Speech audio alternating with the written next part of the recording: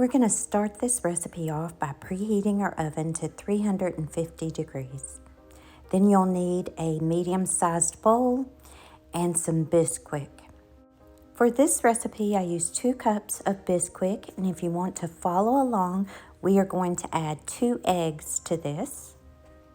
Add 6 tablespoons of melted butter. Add 1 cup of milk.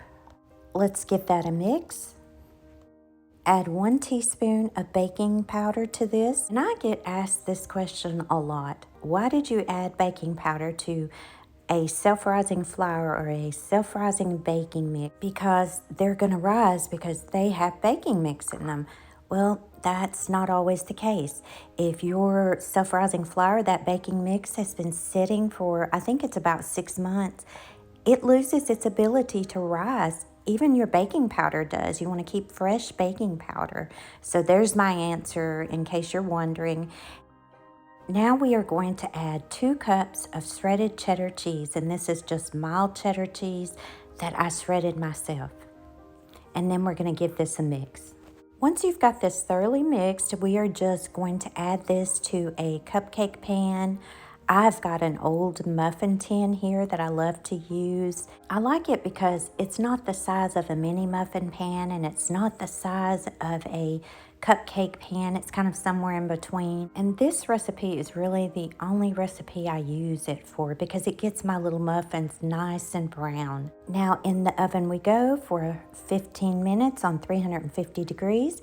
And while those muffins are baking, we are going to make some honey butter because that's the key to these yummy cheese muffins or cheese biscuits, whichever you prefer to call them.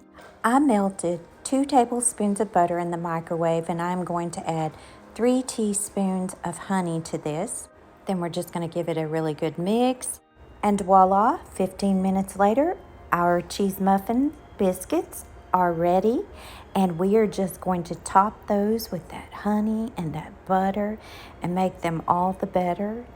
Guys, this recipe is so good. It's very close to Jim and Nick's. It is not their recipe. I don't have that recipe, but this is as close as I've gotten to them. I will say this, I do, and you can add 1/4 of sugar to this recipe and make them even better, but I decided to forego the sugar this evening in them. But if I were making them for guests, I would add 1/4 cup of sugar, and I would use my mini muffin pan. But oh, these are yummy. I hope you guys make a batch and you enjoy them as much as my family does. Y'all be good.